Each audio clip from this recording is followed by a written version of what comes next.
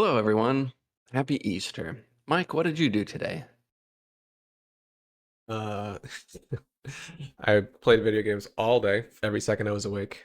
I did go for a dog walk though. It's the one thing I didn't, or that I did that wasn't video games. And I'm on the walk, and in the little park in the neighborhood, this very large bunny, like large man in a bunny costume, like emerges from a bush.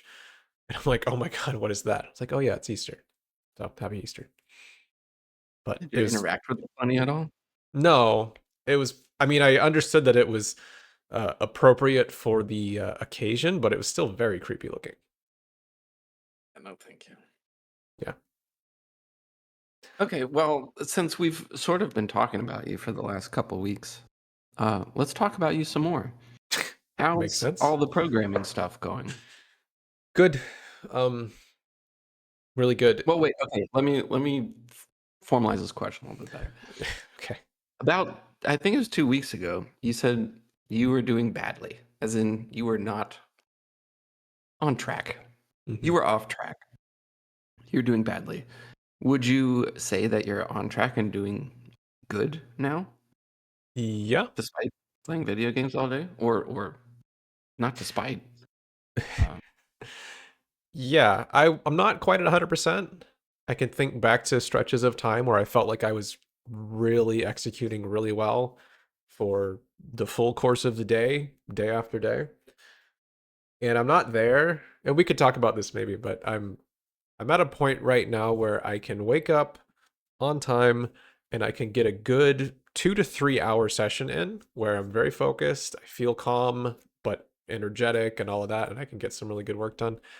I'm struggling to follow that up with like another session of good, clean focus. It's the post lunch cycle that I'm struggling with. So I guess I'm halfway there in a way. I'm starting most days with a really solid session, but then still struggling in the afternoons. But that's a hell of a lot better than where I was a few weeks ago, which was I was struggling to function at all or get much of anything done. And for that several hour session, I feel like I'm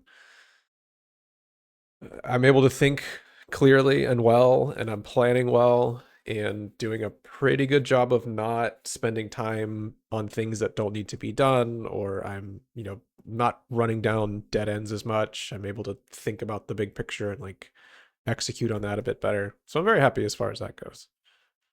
Good. I always find that the mornings, my first, you know, set of working, I don't know, a few hours or whatever, usually up until about 10 o'clock is my best time. And then anything after that, Yeah. especially after lunch, is not so great. Yeah.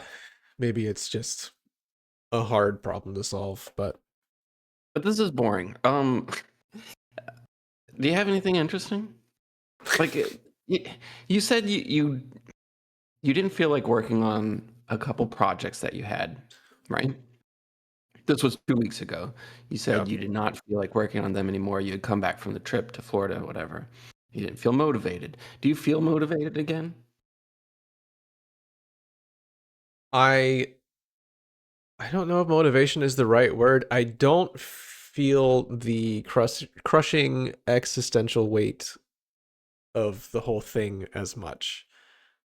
It's funny, part of what would happen before or any time that I'm kind of in a rut is I it's almost like the thought of this thing that I really want to do that's important to me causes two things to happen. One, it causes me to worry about it and think this is dumb. I'm not going to be able to get this done.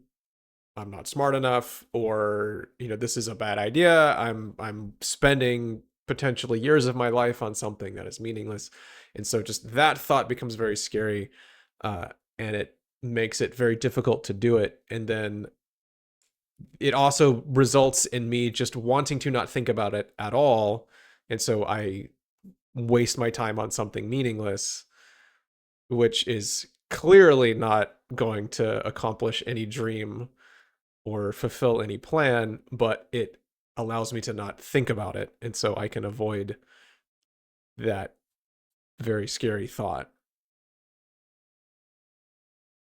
Yeah, I can relate to that. I think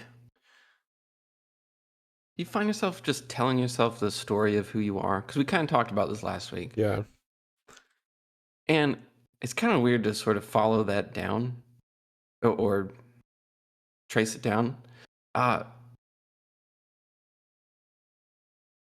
like you have some filter that you're judging yourself by, right?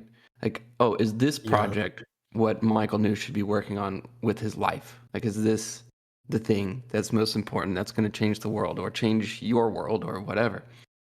And like you're using some filter to decide that. And I do the same thing. Hmm. And stop me when I stop making sense, but I've also noticed that it only applies to things that you plan to work on like right now or plan to work on in the future.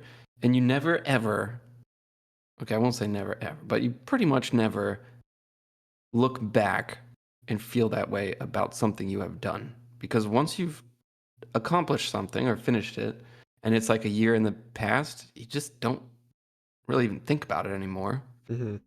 So it's weird that we put so much importance on these little things or on this little story that we tell ourselves. Uh, Yeah, it feels like it's the most important thing in the world when that thing is in front of you, but mhm. as soon as it's behind you, it doesn't really feel the same at all. I've done that where I've dug up a project that I worked on and thought, "Oh, I forgot I did this," but at the time it was, Everything. completely identity defining and everything. You had asked, "Do I feel more motivated?" And so part of my answer here is that I'm kind of thinking about motivation a little bit differently now, because I I would have thought, or I would have talked about motivation as this sort of internal inspiration or motive force that just makes you want to do stuff. It feels important, it feels good, and that's sort of there. But mostly, what feels different now, where I'm doing pretty well and plodding along on the work versus prior, is that in some sense I'm actually just not thinking about it as much, or I'm not thinking about the big picture and what I care about and what I value, and I'm more just comfortable sitting down and just knocking off a couple things from the to-do list, and that's it. That's my day. And that feels pretty good. I've been watching these videos from this guy who his name is Andreas Kling, and he has a pretty interesting story. He worked for Apple for a long time, or for a while at least, on Safari. He was like a web browser engineer, and he was addicted to drugs, he says, for like 10 years or so. He ended up leaving the company, and in his unemployment, his drug addiction got really bad, and he eventually wound up, his wife kind of forced him into rehab, or encouraged him strongly into rehab. So he went through rehab, and that was great for him. But he came out and was like, man, I have no job. I assume he was paid well, so maybe money wasn't a concern. I don't know, but was like, man, this is tough. Days are really long when you no longer have this drug habit. So he needed something to do, and so he started building an operating system, which is about the most complicated thing that you can build in computing. And he just needed something to do, and that's how he said it. He's like, I want to build an operating system because I want to doodle, I want to just do stuff and occupy myself. So he just kind of got into this very hard problem, and that project ended up growing pretty big and became what's called Serenity OS. And then eventually in that project he started working on the browser, which was part of that operating system, and eventually just got really interested in that. But same thing, he's just working on a web browser because he wants to, because he wants to occupy his time. No plans, no nothing. And if you had to name the two most difficult things in computing, it would be building an operating system and building a web browser. They are projects that no one has done successfully, outside of the couple uh, organizations that did it a long time ago and have put in decades of work. And it's actually a big problem. Um, Google has developed Chrome, and even though it's sort of open source, it's mostly controlled by them, and they've been abusing it. Anyway, this guy, he's just started working on this browser just to do it, and it wound up getting like gaining momentum, and it's still has a long ways to go, but it's starting to look like it might be a viable alternative to Chrome and what else is out there. And generally speaking, if you asked anyone if it were possible to do this, they would say no, absolutely not. You would need literally billions of dollars and hundreds of engineers working for a very, very long time to build something competitive with Chrome. The complexity is just so ridiculously high. But this guy is just like, I don't know, I just want to do it. It's just kind of what, he doesn't really talk so much about the big plans to change the world and all of that. He's just kind of doing it. And he's got this team of people where they're like, yeah, this is what we're doing. And it's just been really interesting to follow, especially because it seems like that team, I mean, they're still a ways out, but they may actually succeed at something that no one else has been able to do, and they might be able to do it at least in part because this attitude of just, I don't know, we're just going to do it and that's that. It's just kind of like an inspiring and really interesting thing for me to see, and it makes me think about my own work and how much it can feel kind of crushing, and trying to emulate that mindset of just, I'm just going to work on it today because that's what I want to do today, is very freeing to me. So anyway, that's just something I've been thinking about as I work on this. Me too. A lot, actually. Last week, I told you I was getting really frustrated with a drawing, which, happens, I feel like, pretty much every week on the Sure. podcast, at least. Uh, but okay, so I can't remember if we talked about it on here, but I'm trying to do like one sketch a week. And by sketch, I mean drawing or whatever. I don't know. Finish a new page in my sketchbook every week. So it's sort of involved, and some of them are, taking me a while. And I was doing pretty good. I'm on maybe 5 or 6 or something. And I kind of had a flow and it was going well. And then, and each one I'm sort of developing these ideas. So I have like a rough idea, then I start developing it, and then I try to do the drawing. And it's Mhm. still sort of, half baked because I want to save it for another time to develop more. But the one I started on like 3 weeks ago, I really, really liked. Like the idea. I fell in love with the idea. I started writing about it, I started doing more sketches, and I just kind of fell in love with it. And so I started the drawing of it, and I had a deadline of 1 week, but I missed the deadline. I wasn't happy with it, and then I started over. Week 2 comes, and I missed that deadline because it's not good enough. I'm so motivated about the idea. Like Mm. I'm very motivated. I love the idea. I love the characters. I love the vibe of it. But the drawing just sucks. So my motivation is off the charts. And the importance starts to grow Yeah. on this image. And it's like, it's just supposed to be a sketch. Like, it's just a goddamn sketch. Like, just do it, finish it, and then move on. But I can't because I love it too much. And that's what I was getting so frustrated with, is because I was extremely motivated, completely in love with this thing. And it became way too important. So important that I couldn't even, nothing I do to it is good enough. And I finally, just in this past week, still haven't finished it, but finally got to a point where I was just sort of stopped caring. I mean, I still like the idea and Hmm. everything, but I think the novelty's faded off from it enough to where I can just kind of relax.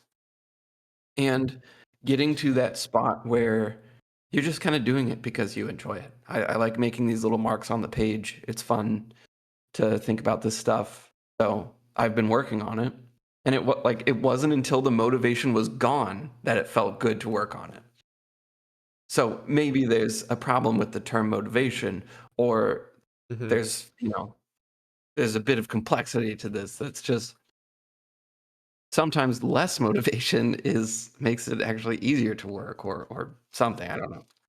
No, I feel like there's something really interesting in the way human brains work that happens here where pretty often the more you want to succeed at something or the more you care about something, the less performant you are at that task.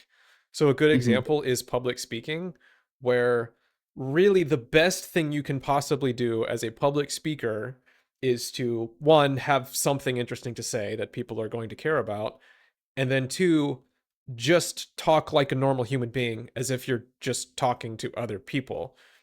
Literally the best you could do, maybe with some caveats of not saying filler words that much, but mostly you just want to get up there and be a normal ass human.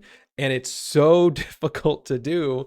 And so many people struggle with just being unable to speak, stumbling over their words, suddenly freezing up, or just who knows, because they care so much and they want to do well to where it winds up causing them to be unable to even function normally. Like if they didn't care that much, it would be fine. One, again, because I'm playing so much Elden Ring, there's this really interesting phenomenon that I've noticed where I'll be fighting a boss, and very often this is actually pretty reproducible.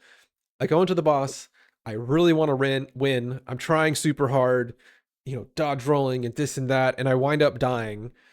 And I'm only a quarter of the way through the boss or something, and I'll just do this over and over. And sometimes I will tell myself, you know what? I've already died 15 times. I need to figure some stuff out here. Just go into the fight. Don't worry about winning. Don't even really try and hit the boss unless it just seems, like an easy thing to do, but mostly just try and observe what's happening, try and get a feel for it, and then this will help on the next run. So often I'll go in with this mindset and wind up beating it or doing far better than I did before. I've been playing this competitive RTS game, kind of similar to StarCraft, and I've gotten into these same loops where I go in really wanting to win, really wanting to, climb up the ladder. And I'll often kind of hit a wall where I'm not doing well. And then I'll have these games where I'm like, you know what? Let's just pick some new units. Let's just figure out a new strategy. And often enough, when I'm in that mindset of not really trying to win, I wind up doing a lot better.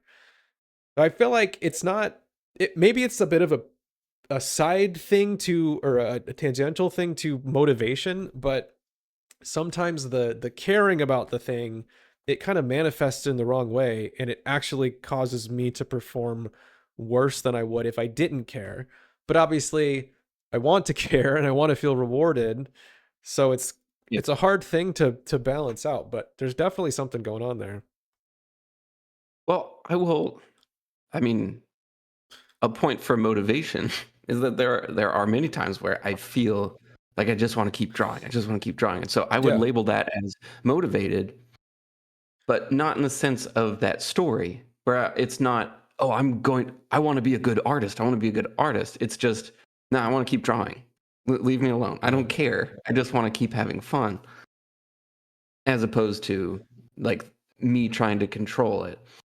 Um, I wonder if there's a case for, let's say, for this drawing that you're trying to do, where you care too much and are struggling with it, rather than channeling all of that into trying to make it perfect, what if that became, doing five different versions of it, where each one that, you're not putting too much into that one because you have many, and maybe you're just trying to explore different ideas. Like, what if your caring was sort of broader rather than focused on the one thing, you know? that's exactly where I ended up. In Okay. fact, initially, I was trying to fill a single sketchbook. I was like, oh, I want to be one of those cool artists that can flip through a single sketchbook and every drawing is just so cool.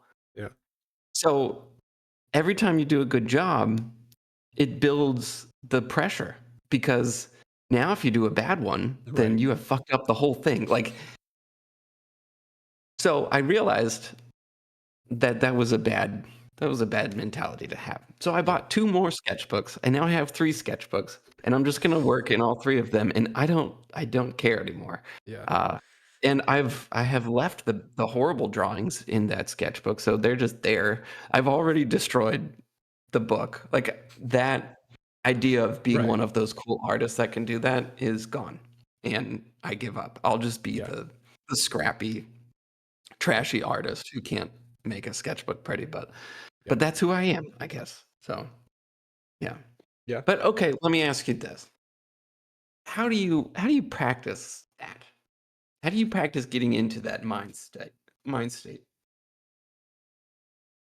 Specifically Because the mind state where like you're working on something but not caring to the yeah, point, or not getting 'cause that paralysis yeah, hyperanalysis yeah, thing. because you'll sit down and be like, "Okay, I'm not gonna care. I'm not gonna care, even though it's the Yeah, thing yeah, I want yeah. most in the world. Yeah. I'm not gonna care. I'm not gonna think about what people are gonna think. I'm not gonna think about posting this later. I'm not gonna think about whatever." And you just do these chants and you pray to the art god or the Yeah. gamer god or whatever. I'm not gonna think about it, not gonna think about it. And then it doesn't work. Like there is no logical path out of there. Or there's no Yeah. conscious path to that state. Right. I think what has helped me the most is I think there's this very natural process that happens, and it happens with your attention and your focus, but I think it also happens with your emotions and the attachment you get to something. So we've made this observation in the past where you you can kind of think of your attention like this flashlight that you can, twist the lens on, and it can be very broad, where you have a broad focus on lots of things, and that's usually where things start for me when I first wake up. I sit down, I have my project in front of me. I might even spend, 10, 20 minutes doing the voice journaling stuff that I've been doing, like just thinking through it. Here's what I want to do today. Here's where I'm at with the big picture stuff. But like you have this broad focus on everything. And then as you sit down to work, you pretty naturally over the course of 10 or 15 minutes, your attention gets drawn down into whatever specific thing you're focused on. And then soon enough, within an hour, I mean, that's the only thing that I can even pay attention to. Even just the literal people and things around me, I completely lose focus on. Like, I have no idea what's happening. Like, a train could run by and, like, I won't know because I'm just really zoomed in on this thing. So, your focus does that.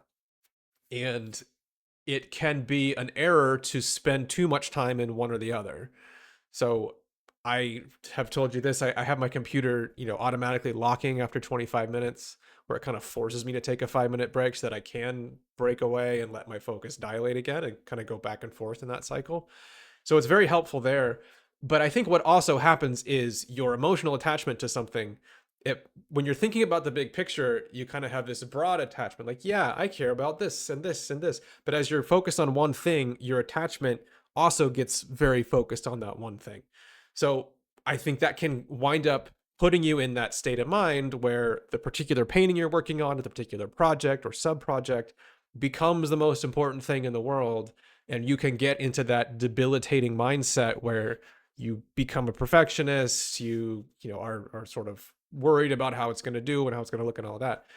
I think what can be really helpful is to force yourself to point the flashlight beam somewhere else and work on something else, and kind of like let your emotions get attached to multiple things, or just sort of spread out to where you still care, but you're also able to see whatever you're working on is just a piece of the whole picture. And you kind of recognize that, hey, this doesn't have to be perfect because this isn't it. This isn't the only thing in my life. It's just one of many. And even just having that shift where you're putting it out of your mind while you're looking at something else and then coming back to it kind of can give you the fresh eyes and like help you, have that more healthy relationship with whatever you're working on. But basically, like, spending too much time on one thing can sort of cause that to happen. And I also think that there's this negative feedback loop type of thing where the more attached you get, the harder it is to break away, and you can wind up kind of crashing and burning where you're like, I can't handle this anymore. This is too intense. I'm too frustrated, and then you're just like not doing anything. So that's, I think, the thing that helps me the most is just switch to something else. Could not agree more. Yeah, and Okay. I've found myself doing that too. It's just finding different things to draw or different Hmm. projects to start. I have this one sketchbook project that I want to put together and print. And so this would be like my first, official Hmm. product or whatever. And it's like, okay, that's way too important. I can't spend too much time thinking about that. So I got to keep revolving around and just doing multiple things and all. Right. So I'm working on that, but then I started this. other sketchbook, and I'm working on that too. And it's really fun to just totally switch, and it's very freeing Mhm.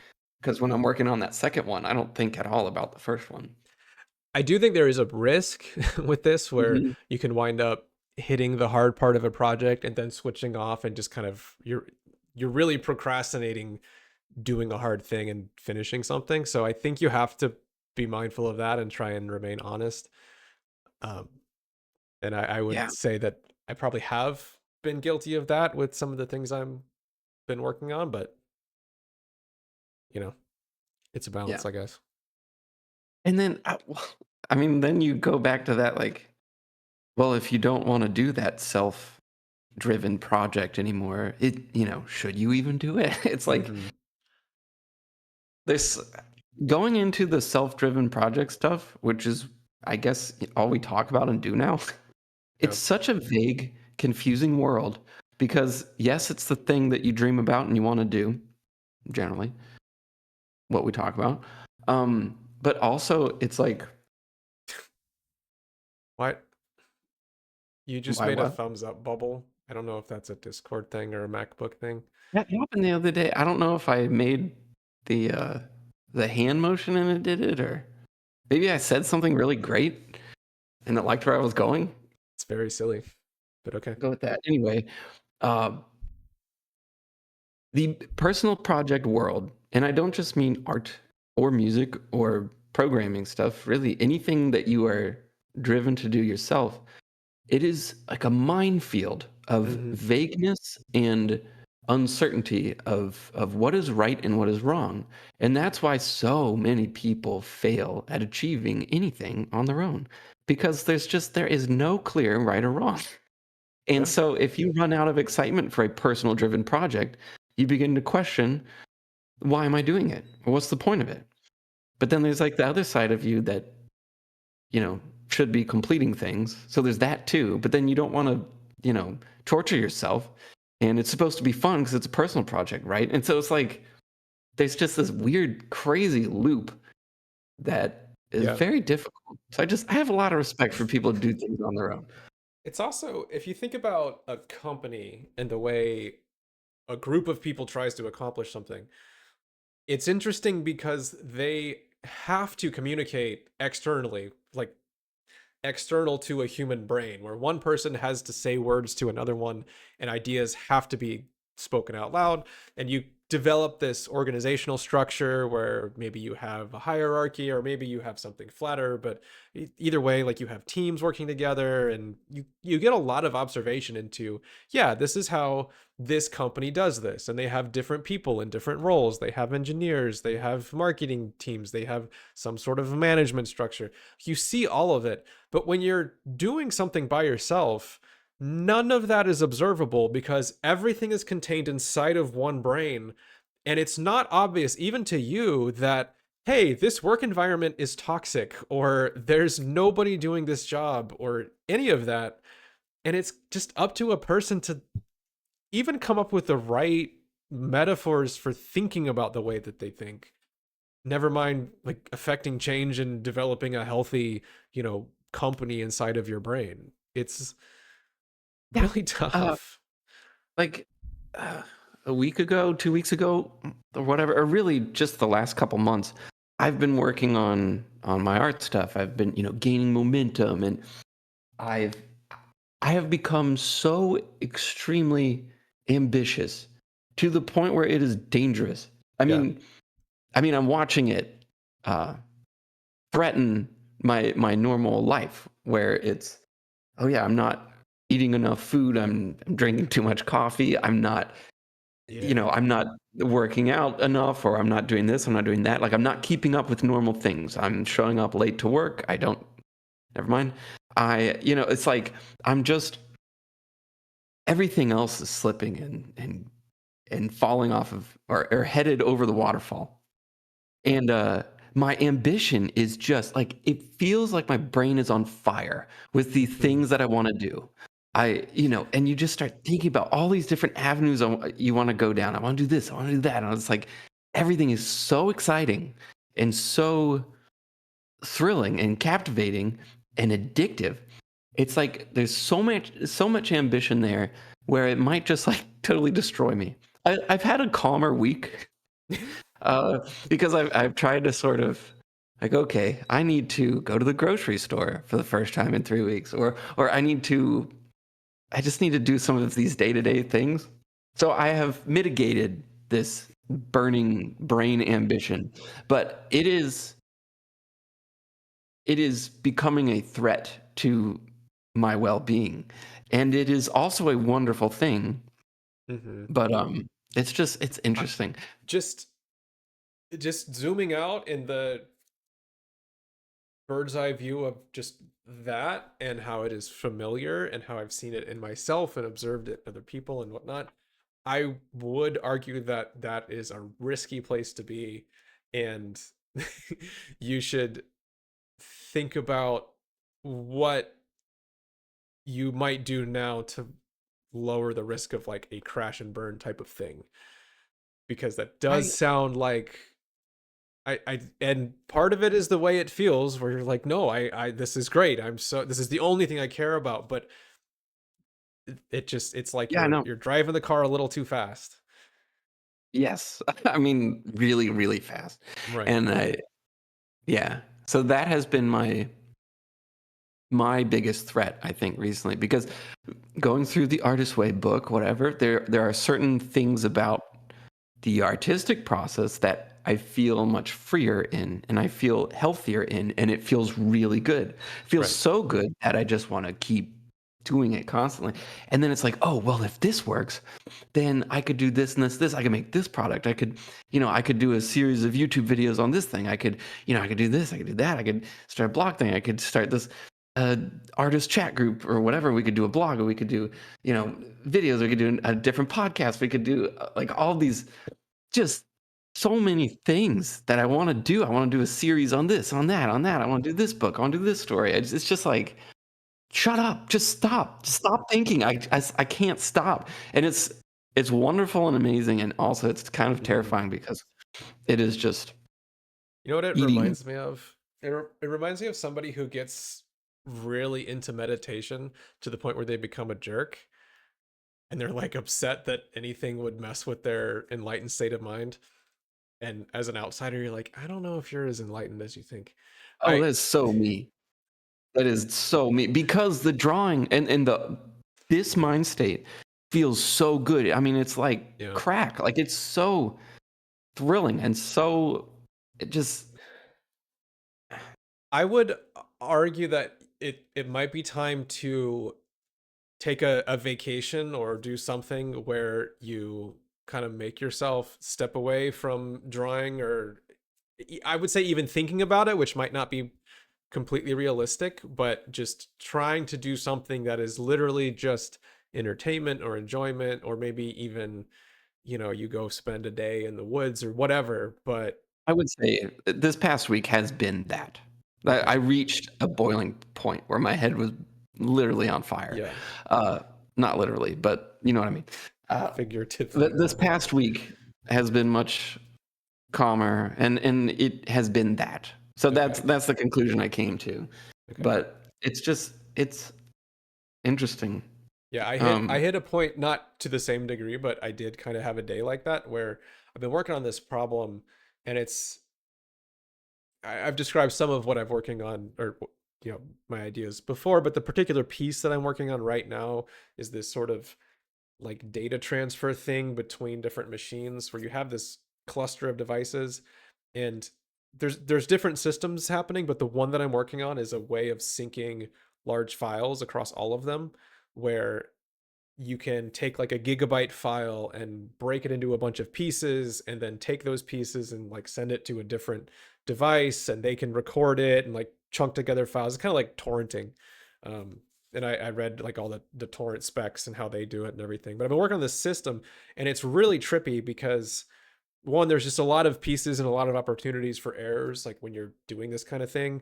But also, you have all these different devices that are talking to each other, and so you have to think about like the relationship between one device and the other, and whatever. It doesn't matter too much, but just I'm like mapping all this out on paper, and I'm writing these functions of, okay, like here's the hash function and how we split the file and how we encode it and decode it, and like this is what happens when this one initiates. And then I got to this point where I just working on this all day, and two things happened. One, I had said that I have this good solid session in the morning, but I had done that. I think this was on a Thursday, and so I go to lunch and I come back and I'm still working on it, and I wind up like getting frustrated. I go play some games. I come back to it. I'm like, I'm having trouble, but I really want to push this through.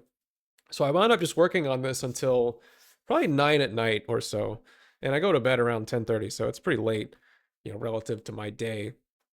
And I eventually just I keep hitting problems and errors, and I'm just like I feel like I just can't figure it out anymore. So I wind up really frustrated and kind of down on myself. Like, man, I thought I was doing so good, but I'm sort of not. I go to bed, and it was like my brain was unable to think about anything else. I'm seeing everything I was working on as I'm lying there. I wake up in the morning and it's still the same. I'm in that kind of half wake, half sleep state, and it's almost like I'm dreaming about it. I'm seeing the lines of code that I was working on, and I'm like in my head I'm trying to figure out, I think this is where I was making a mistake or whatever. And I just get up and I'm like, I don't feel like I rested at all. I feel like my brain was just stuck on it, and it Mhm. just felt kind of bad. So I kind of took, part of the day off or tried to relax, and like once I had calmed down, I went back to it. Once I sat down again, I found four or five clear, obvious mistakes that I never would have made in a normal, healthy state of mind. It was like immediately obvious of, oh, this is stupid. Why did I do that? Oh, this is also stupid. Why did I do that? And, oh, the problem that I spent an hour trying to figure out, it's this one little thing I just need to change, this off by one error, whatever. It was so simple that if I it Yeah. was those two things happen. One, I start making all these mistakes and I'm unaware of it, and I get frustrated, and then I just get into this thing where like my mind can't disengage. And to me, that was a pretty clear sign that that was not the right way to operate, and I ended up wasting time by doing that. So I think it's somewhere on that spectrum of getting a little overcooked, and you have to be careful. Yeah, I agree. But yeah, the the meditation thing and then getting angry at everyone else for not that see that intrigues me. One, because I feel like that's David Lynch. Oh, Like, have you ever I'll send you a video, but he just there's this video of him well, okay, I'll back up. His whole thing is uh transcendental meditation. So he's huge on meditation. And he talks about this inner peace and this yeah, collective consciousness, and he swears by this stuff, and he is such like a peaceful person. Right? You watch interviews and he's just so yeah, peaceful, and he's just intriguing, and his films are just so original. They're so true to his artist self. I mean, he's just so genuine. He was. R.I.P. David. Uh, but to me, he's just one of the most genuine artists hmm, ever. And- but there are videos of him just getting really, really angry on set, and I would not describe him as like abusive or mean or anything. He's just very passionate about his stuff. And there's this video of him where they're filming a scene. I think it was for the second Twin Peaks or something. They're filming a scene, and somebody said like oh we can cut this thing out if you want to save time on this scene, and he just blows up. He's like, who fucking cares how long the scene is? Like, what the fuck is wrong with all of you? And he's just, that's fucking bullshit, and he just like goes off and off, because it's like, why is everyone concerned about a time limit on a piece of art, and he's right. Like, he's completely right. It's like, fuck everyone else, because you should be thinking about the art, not some stupid arbitrary time frame. And he's passionate about it, and he cares because it's genuine. Like, no one else is seeing this genuine thing. And I am no David Lynch. I am not that good at anything, but I understand that passion, because I mean, there are certain little like little black and white sketches that I will do at work. you know, for something that doesn't really matter in the grand scheme of things at all. And someone will make a suggestion that I think is just so stupid to the like it runs completely contrary to the genuine, beating heart of art itself. And it pisses me off. Like it makes me so angry. And I have a hard time balancing this morally because, on the one hand, I am an artist and I should stick up for, genuine art stuff. On the other hand, it's like I have to operate in a society that doesn't give a shit about any of that stuff. And it's difficult. It is difficult to walk that line.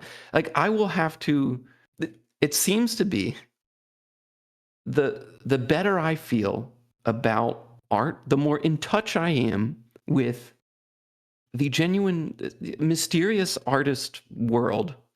And I don't even know how to explain that. And I don't even care if people understand me. I do care.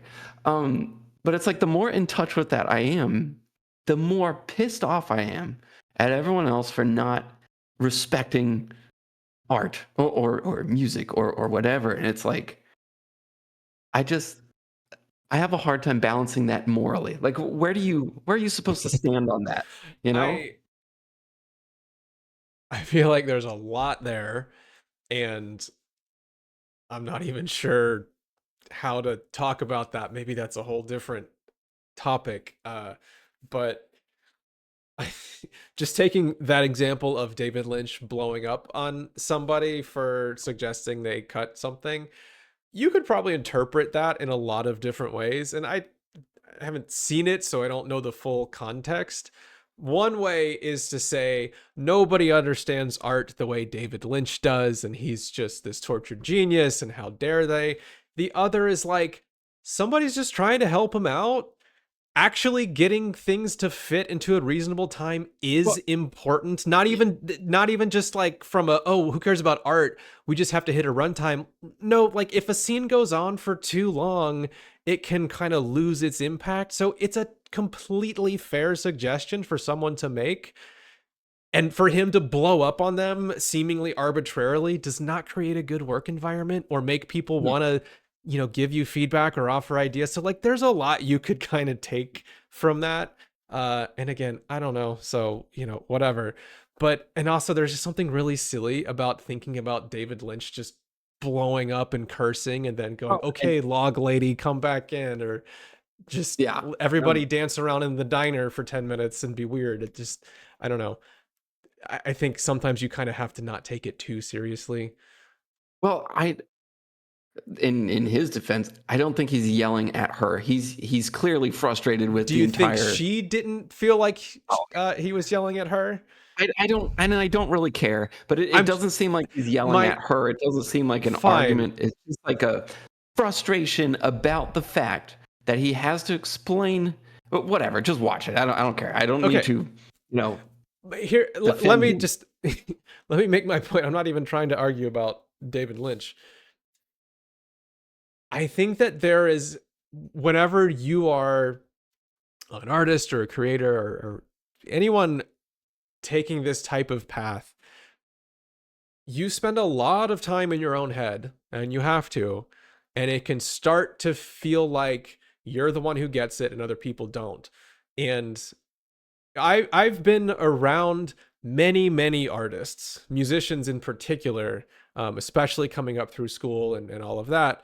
And I would argue that the degree to which they are jerks or think highly of themselves does not correlate with how good of a musician they are. Some of the absolute best, most phenomenal, creative, unique, interesting musicians are just the nicest freaking people you've ever met.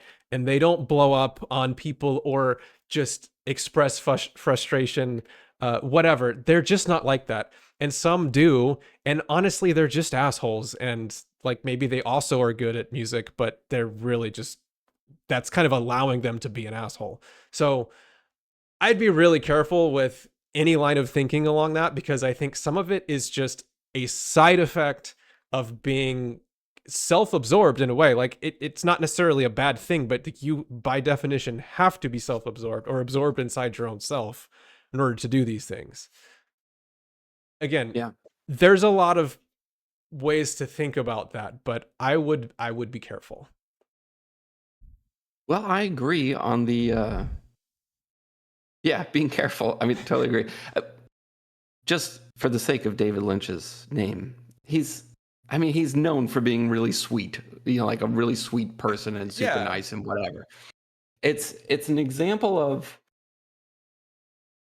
I mean, yeah, being a jerk is bad, right? I think Um, objectively it's bad. yeah, objectively, being a jerk is bad, right?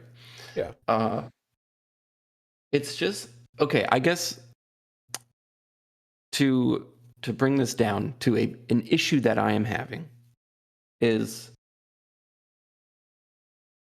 with the personal project stuff and following your own path in life, and I Mm. really do mean as big as that sounds, following your own path in life. Yeah. You go off of the feeling you have, which is, I believe this is the right path, right? So you go down that path. Um, Sometimes you have to be a jerk in order to go down that path. You have to defend things. Okay, sometimes you have to say no to something that is generally considered. You have to go against the grain or whatever, you know. I would argue that does not imply being a jerk. Being a jerk is a pretty particular thing in my mind, but we can keep the definitions loose for the sake of conversation. That's fine. I am sometimes having trouble operating. Uh, well, okay, without getting specific, it's kind of difficult, and I can't really get too specific without Yeah. breaking laws. So, um, what I'm saying is Fair that enough. sometimes there's nothing more miserable than happiness. Uh, Okay. so the happier I am in my art stuff, the more miserable I seem to be in other places where I can't be quite as free. I guess is all like that's the issue that Okay. I'm having sometimes. It's Yeah. just frustrating. Um, And I'll give you this just to not spend the whole time being a contrarian. I an example I can think of is that I've been going to this big co-working space once a week and co-working with some friends and doing my projects and all that stuff.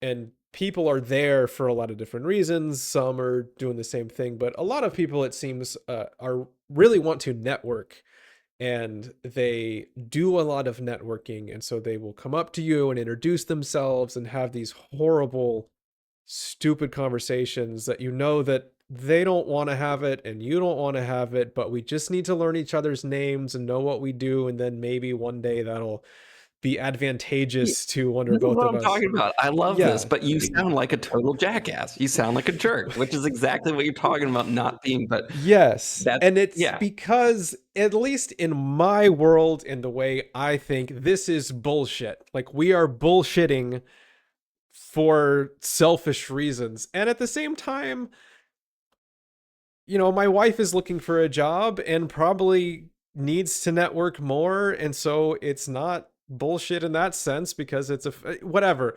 But I'm like, can you leave me alone? I got some real stuff to work on over here.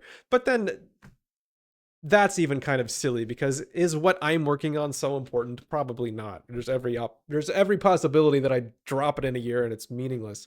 But it certainly feels stupid to me. But I try very hard not to be a jerk about it because I don't want to be a jerk. But I just want to acknowledge that I think I get where you're coming from for a lot of these things. well, that's exactly where I'm coming from. That Yeah. is, you just described what I deal with. But Yeah. anyway, I Yeah. think we've probably talked for long enough. Yeah, this feels like it's gotten a little too salty. There's been too many swears on this podcast, We've so been we too should much of a wrap it jerk. up. Yeah. Yeah. All right. Well, just real quick, what are your plans for the next week, or how do Just you want to attack to things?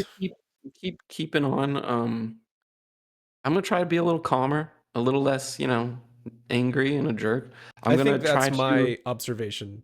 I think that's a goal for you. Okay, well, that Just makes me angry. take a breather. Well, Yeah. then maybe I'm No, right. no, I have been taking a bit of a breather, and it feels Okay, nice. good. It's also a little frustrating. It's not easy to Yeah, relax when you don't want to, but, sure. um, yeah, I'm just gonna try to keep doing stuff, but keep it relaxed and not Yep. build up the importance too much. I think a lot of that initial ambition or ambitious push into everything, I want this, I want that, I want that. I think I kind of needed to do that, Hmm. but now I just need to keep my head down and relax and do some work and enjoy it, Yep. and that's about it. Yeah. I How think about you? the only way to even think about that is like you're always striking a balance or having to move from one state of mind to another. It's, I think, almost always a mistake to aim for one way of thinking and stay there. So Mhm. being super ambitious, pushing really hard, getting yourself into that mode where you are accomplishing things and working really hard, like I think that's fantastic. But it almost certainly can't be the only way that you think for a long time. I mean, and I'm saying this about myself as well, but you know, always having to strike the balance or cycle in and out, it seems to be the way to think about it. So yeah, for me, um, much smaller scale, but I'm still trying to figure out that problem of getting myself to where I can do 6 really focused hours in a day rather than 3 or 4, or just trying to figure out the afternoon cycle. I'm wondering if I need, I don't know, an environmental change or a different approach or something, or maybe I'm just not relaxing enough in between those sessions. But that's what I want to work on is, can I get myself into a good state of mind and get more things done after lunch. So, Okay, sounds good. yeah. Okay. Talk to you next week.